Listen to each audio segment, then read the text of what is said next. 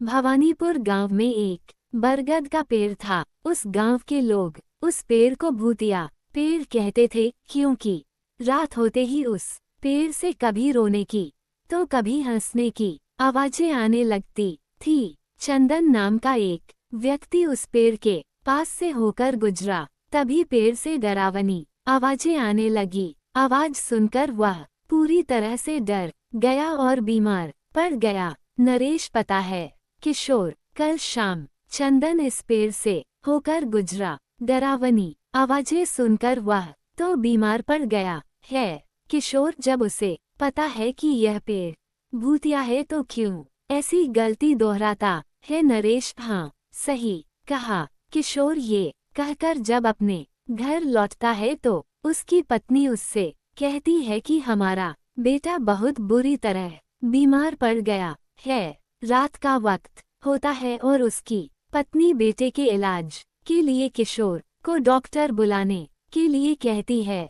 किशोर की पत्नी, सुनिए जी, हमारा बेटा बहुत बुरी तरह बीमार पड़ गया है, जल्दी से डॉक्टर को बुलाना होगा। किशोर, समय तो देखो, बहुत रात हो चुकी है, इतने समय कौन डॉक्टर मौजूद होगा? दवा लेने के लिए भी मुझे बहुत दूर जाना पड़ेगा। किशोर की पत्नी, हाँ तो जाइए ना, अगर नहीं गए तो हमारा बेटा बहुत ही ज्यादा बीमार पड़ जाएगा। किशोर उसी वक्त आधी रात को दवा लेने के लिए निकल जाता है। वह जिस रास्ते से होकर जाता है उस रास्ते पर बहुत सारे पेड़ गिरे पड़े होते हैं, जिसकी वजह से वह रास्ता बंद रहता है। किशोर उन पेड़ों को उठाने की भी कोशिश करता है, लेकिन उससे यह नहीं हो पाता है।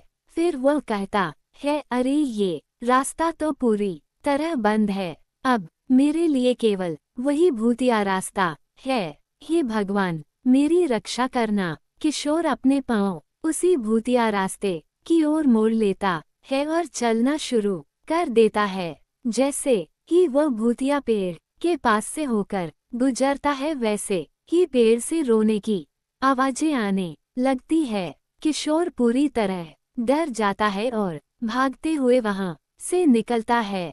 कुछ समय बाद किशोर दवा लेकर वापस लौटता है। हे भगवान, बस इस बार मुझे बचा ले, दोबारा मैं इस रास्ते पर कभी कदम नहीं रखूंगा। जय हनुमान ज्ञान गुण सागर, जय कपीसतेहूँ लोक उजागर। तभी पेड़ से आवाज आना शुरू हो जाती है, बचाओ बचाओ, कोई मुझे बचाओ। आवाज सुनकर किशोर कांपने लगता है और वहां से भागने लगता है। घर आकर जब उसकी पत्नी उसे हौंफते हुए देखती है तो पूछती है, क्या हुआ जी, इस तरह हाफ क्यों रहे हो? अरे आज तो मैं बाल बाल बच गया। क्यों ऐसा क्यों बोल रहे हो? अरे वो भूतिया पेड़ मुझे मार डालता, लेकिन तुम उस रास्ते से होकर क्यों आए? दूसरा भी तो रास्ता है। अरे उस रास्ते पर बहुत सारे पेड़ गिरे हुए थे, जिससे रास्ता पूरी तरह बंद था, इसलिए मुझे भूतिया पेड़ वाले रास्ते से होकर जाना पड़ा। इतना कहते कहते हैं किशोर बेहोश होकर जमीन पर गिर पड़ता है। ये देख किशोर की पत्नी बहुत डर जाती है और उसे तुरंत बिस्तर पर लिटाकर उसके माथे पर भीगा हुआ कपड़ा रख देती है।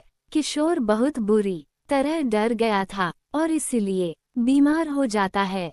लगभग एक हफ्ते बाद किशोर पहले की तरह स्वस्थ हो जाता है और गांव के लोगों को अपने साथ हुई सारी घटना बताता है। गांव के लोग ये सुनकर पहले से भी ज्यादा डर जाते हैं और उस रास्ते से आना जाना बंद कर देते हैं। उसी गांव में देवदास नाम का एक व्यक्ति रहता था। उस गांव में वह कपड़े की दुकान करता था। आसपास के गांव में कपड़े की दुकान न होने के कारण गांव और आसपास के भी लोग उसी की दुकान पर आते थे, जिससे देवदास काफी व्यस्त रहता था। इसलिए उसने छोटू नाम के एक लड़के को अपनी दुकान पर रख लिया, जो उसके काम में हाथ बटाता था। सुन बे छोटू, ये सभी कपड़े जो अभी ग्राहक को दिखाए थे वह सभी पहले की तरह रख दे। जी मालिक,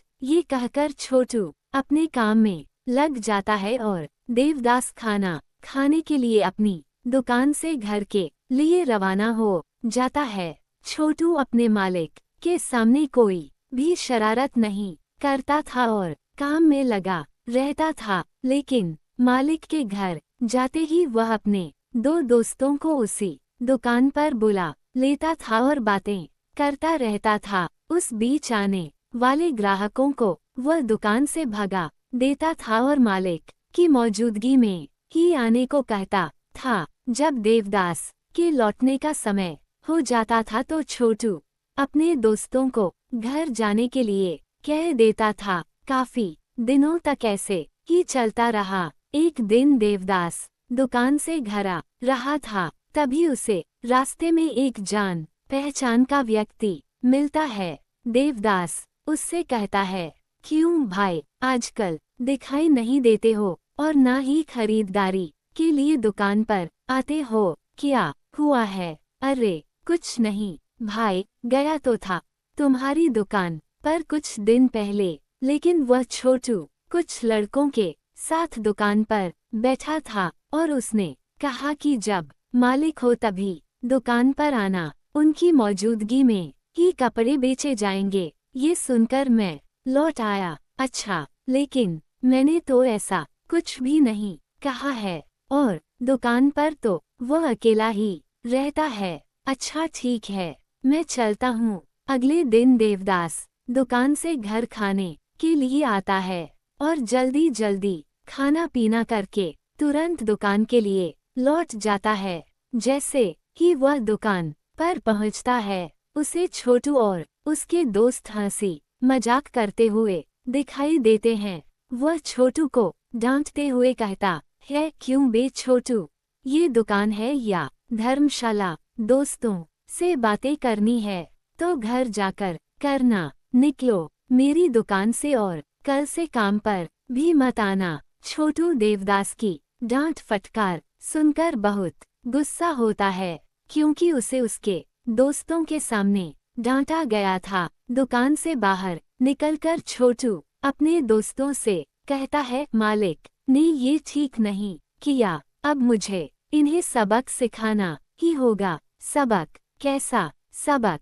छोटू कहता है, क्यों ना रात को मालिक को उस भूतिया पेड़ से जाकर बांध दिया जाए, फिर जो भी होगा उससे मालिक की अकल ठिकाने आ जाएगी। देवदास जब रात को दुकान बंद करके घर लौट रहा था तो पीछे से छोटू ने उसके आंखों पर पट्टी बांध दी, जिससे देवदास को कुछ भी दिखाई नहीं दे रहा था। छोटू और उसके दोस्तों ने मिलकर देवदास को उस पेड़ से जाकर बांध दिया और पीछे से उसके आंखों की पट्टी खोल दी। वहां से बिना आवाज किए भाग गए। देवदास को यह पता भी नहीं था कि उसके साथ ये सब किसने किया, लेकिन जब उसे पता चला कि वह भूतिया पेड़ से ही बांधा हुआ है तो वह डरने लगा, लेकिन किसी तरह वो हिम्मत बनाकर अपने हाथ आगे पीछे करता रहा, जिससे कुछ ही टाइम में उसके हाथ की रस्सी ढीली हो गई और उसके हाथ खुल गए। हाथों को इधर उधर करते समय पेड़ से बंधा एक लाल धागा भी खुल गया। देवदास सारी रस्सियों को खोलकर घर के लिए भागने ही वाला था कि तभी अचानक सामने एक तेज रोशनी हुई और उसमें से एक नन्ही परी निकलकर बाहर आई। देवदास ये देखकर हैरान हो जाता है और पूछता है, तुम कौन? नन्ही परी जवाब देती है, मैं एक परी हूँ और ये पेड़ कोई साधारण पेड़ नहीं है बल्कि एक जादुई पेड़ है।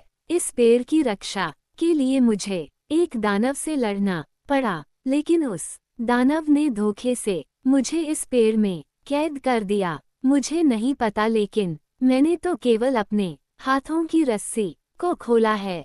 शायद रस्सी खोलते समय लाल धागा भी खुल गया होगा। हाँ, लाल धागे से ही उसने मुझे इस पेड़ के अंदर कैद कर दिया था, लेकिन अब मैं आजाद हूँ। ये कहकर नन्ही परी गायब हो जाती है और तभी जादुई पेड़ बोलने लगता है, तुमने आज नन्ही परी को ही आजाद नहीं किया बल्कि मेरी शक्तियों को भी दोबारा जिंदा किया है। बोलो तुम्हें क्या चाहिए? मुझे कुछ नहीं चाहिए, बस मैं इतना जानना चाहता हूँ कि यह सब मेरे साथ किसने किया है। जादुई पेड़ कहता है, अच्छा ठीक है, अब तुम घर जाओ। सुबह होते ही जिस किसी ने भी तुम्हें सताया है वह इस पेड़ से उल्टा लटका हुआ मिलेगा। देवदास घर चला जाता है और रात को जादुई पेड़ अपनी शक्तियों से उन तीनों को अपने पास बुलाता है और उल्टा करके